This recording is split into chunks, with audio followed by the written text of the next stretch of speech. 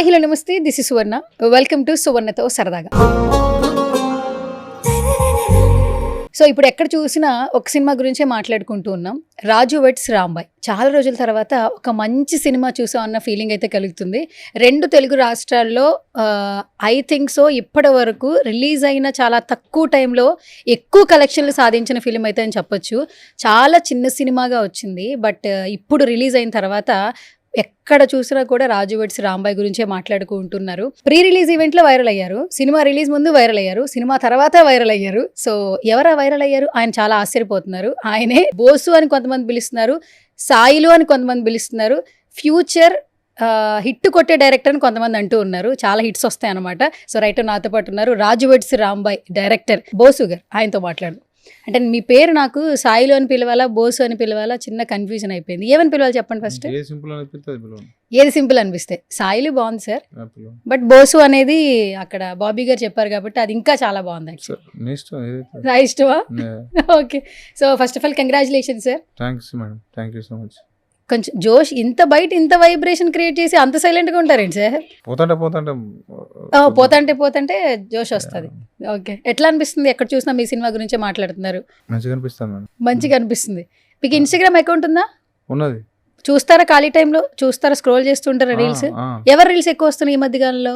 అంటే మా సినిమా ఏంటి మీ సినిమా ఏంటి సార్? మా సినిమా రాజు వెడ్స్ రాంబాయ్. తెలియదు సార్, మర్చిపోయాను. అంటే మీరు చెప్పట్లేదు కదా, కొంచెం ఎంగేజ్ చేయాలని అడుగుతున్నా. ఓకే, కాదు 2 సంవత్సరాల ముందు కదంట యాక్చువల్లీ. సంవత్సరం ముందే రిలీజ్ అవ్వాలంటే కదా, లాస్ట్ ఇయర్ రిలీజ్ అవ్వాలంటే కదా. అసలు డేట్ ఏంటి మీరు షాక్ అవుతారు. ఏం చెప్పండి.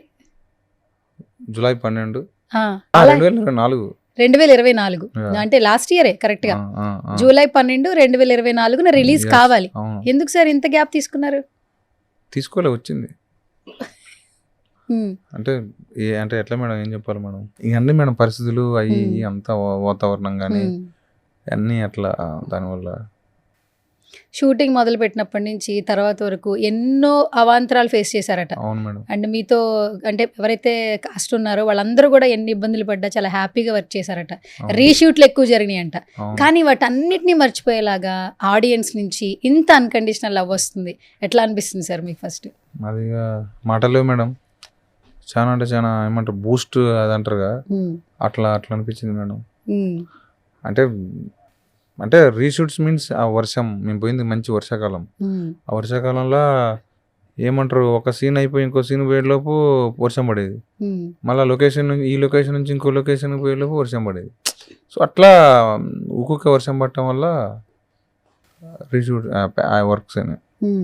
ఓకే. అండ్ టీం అందరూ కూడా చాలా బాగా కలిసి వచ్చారు కదా మీకు. Yeah madam. ఎట్లా అనిపిస్తుంది? కేసీఆర్ ఉన్నట్టు తోపు మేడం.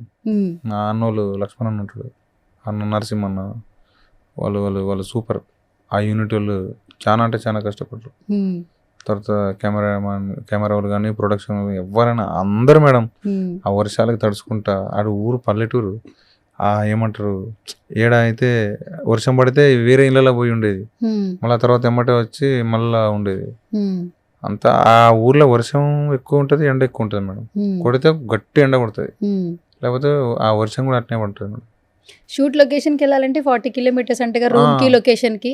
మార్నింగ్ వెళ్తే మళ్ళీ నైట్ అయినట్టుగా. అంతే మేడం. అంటే మరి మొత్తం అందరూ కూడా చాలా బాగా సపోర్ట్ చేసినట్టు కదా. నేను చెప్తాను కదా మేడం, ఎక్కడికి వెళ్ళి ఆ ప్రొడక్షన్ ఆడ నుంచి ఇక్కడ దాకా జూనియర్ ఆర్టిస్టులు సహా అందరు మేడం పాపం అందరు మస్తు హెల్ప్ చేశారు వాళ్ళకి. అంటే ఎంత చెప్పినా తక్కువ. ఇప్పుడు ఇన్స్టాగ్రామ్ లో మీరు ఎక్కడైతే షూట్ చేశారో ఆ చెట్టు దగ్గర కొన్ని షార్ట్స్ ఉన్నాయి కదా, అలాగే హౌస్ లోపల అక్కడికి వెళ్ళి ఇది రాజు వెడ్స్ రాంబాయ్ జరిగిన లొకేషన్ అని రీల్స్ చేస్తున్నారు చాలా మంది. చూసిన హోమ్ టూర్స్ కూడా చేస్తున్నారు. చూసినా మేడం, ఆ వీడియో చూసినా. మారిపోయినాయి మొత్తం. అంటే వేరే వాళ్ళు కొంచెం డిజైన్ చేసుకున్నారు వేరే లెక్క, మారిపోయినాయి. ఆ వాతావరణం మొత్తం మారిపోయింది. ఓకే, హిట్ కొట్టే వరకు మనం ఎవరికి తెలియదు, బట్ హిట్ కొట్టిన తర్వాత ఎక్కడెక్కడి నుంచి కాల్స్ వస్తాయి, అందరూ అప్రిసియేషన్స్ చేస్తూ ఉంటారు. లైఫ్ ఏమైనా చేంజ్ అయినట్టు అనిపిస్తుందా? కొంచెం లిటిల్ బిట్. ఫోన్లు వస్తాయి అంతే. ఫోన్లు వస్తున్నాయి. ఏం ఫోన్లు వస్తున్నాయి సార్? ఇక తెలిసిన వాళ్ళు తెలవని వాళ్ళు అందరూ చుట్టాలకి పక్కాలు మొత్తం చెప్తారు. సో కొంచెం వేరే అంటే ఏమంటారు, సినిమా చూసిన కూడా చేస్తా అంటే అన్న సూపర్ అన్నది అంటే నాకు కొంచెం అవునా అన్న అనిపిస్తుంది.